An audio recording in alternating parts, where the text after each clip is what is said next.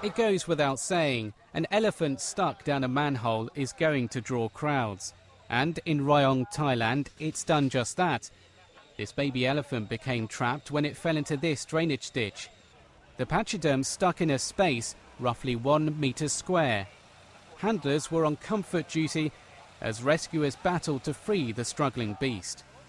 3 hours and a mechanical digger later, a route out of the hole was scraped. Luckily, the elephant was unharmed, although maybe a little scarred after its experience.